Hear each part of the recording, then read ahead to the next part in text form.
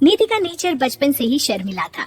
वो ना ज्यादा लोगों से बात करना पसंद करती और ना ही ज्यादा मिलना जुलना। निधि, ये पैसे ले जरा और बाजार से चीनी तो ले आ।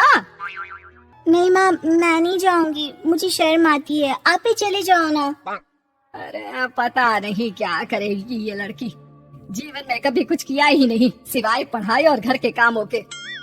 इसकी शादी भी आसपास ही कहीं करवा दो, दूर जाकर इसका गुजारा कैसे होगा। निधि सुनती सबकी, समझती भी, लेकिन चुप करके रह जाती।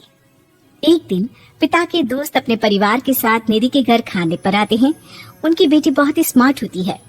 निधि बेटा, वीणा के साथ बात करो, देखो अंकल की बेटी भी आई है उनके साथ। निधि वीणा के साथ वहीं बैठ जाती है।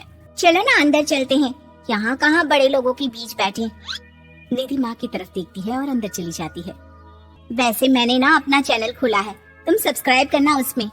मैं ना ब्यूटी और फैशन की बात करती हूँ, ये देखो। ओह, इतने सारे लोगों के सामने तुम कैसे इतना बोल लेती हो? मुझे तो बहुत शर्म आती है। अरे शर्म कैसी? खैर, सीधी सादी सी निधि, उसकी शादी हो जाती है राकेश से। राकेश एक स्मार्ट लड़का था, उसे घूमना फिरना पसंद था, लेकिन निधि का शर्मिला व्यवहार वो समझ जाता है। अरे निधि, घर से बाहर क्यों नहीं निकलती? लोगों से मिला जुला करो, तभी तो पता चलेगा ना कि दुनिया कैसी है। क्या करना है पता करके? शादी से पहले पापा और अब आप। ठीक है ना, मुझे ज्यादा दुनियादारी में नहीं पड़ना। निधि की जिंदगी ठीक ठाक चल रही थी। उसके 2 लड़के होते हैं, दोनों को वो पढ़ाती लिखाती, उनका ख्याल रखती। निधि, 25 साल हो गए शादी को, दोनों बच्चे सेटल हैं। हम लोगों ने शहर में 2 मकान भी ले लिए। दोनों की शादी खुद का पता ही नहीं चला कैसे उड़ गया। हाँ, ये तो है। मैं खुश हूँ, जिम्मेदारियाँ आती रही, मैं निभाती रही, और क्या चाहिए। देखो, मैंने सोचा है कि अब हम लोग अमेरिका जाकर रहेंगे। यहाँ की जिंदगी तो जी ली, वैसे मुझे वहाँ बहुत अच्छी नौकरी मिल रही है। मैं कैसे चलूंगी, मुझे वहाँ का कुछ नहीं पता। अब तो जानते हैं ना कि मैं घर से बाहर ही कम निकलती हूँ। अरे तो क्या हुआ, वहाँ भी घर में ही रहना है ना, मैं हूँ ना, नौकरी करूँगा। निधि मान जाती है और पति के साथ अमेरिका चली जाती है। माँ, तुम्हारी बहू को बच्चा होने वाला है, तो क्या तुम 2 महीने के लिए यहाँ आ सकती हो? मुझे तुम्हारी बहुत जरूरत है, मैं टिकट भेज देता हूँ। हाँ हाँ, ये तो बहुत खुशी की बात है।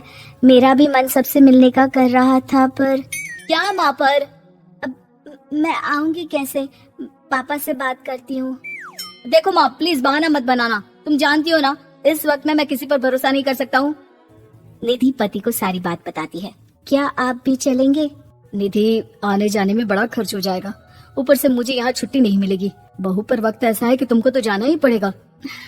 मैं अकेले दुकान तक तो नहीं जा पाती, इतनी दूर भारत कैसे जाऊंगी, मुझसे नहीं होगा। लेकिन सबके कहने पर निधि को जाना ही पड़ता है।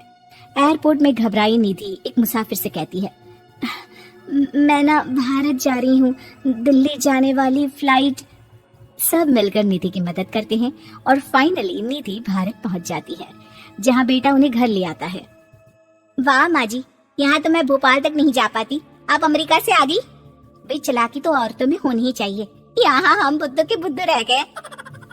निधि इतनी दूर और लंबा सफर करके थक जाती है, वो चुपचाप बैठ जाती है। बैठना नहीं है माँ जी, बच्चा पकड़ना है, ये लीजिए।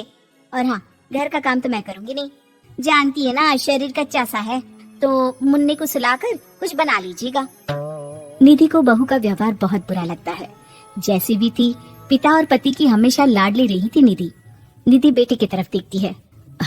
माँ, वो काम वाली कोई मिल नहीं रही है ना, मैं देखने की कोशिश तो कर रहा हूँ, जैसे ही मिल जाएगी वो संभालेगी सारा काम। अरे कैसी बात कर रहे हो? जब पहले मैंने कहा था कि अमेरिका से इनके टिकट में जो पैसा खर्च कर रहे हो उतने में नौकरानी रख लो, तो नहीं, मेरी बात पर विश्वास नहीं था कि ना कोई मेरे बच्चे को अच्छे से नहीं संभालेगा।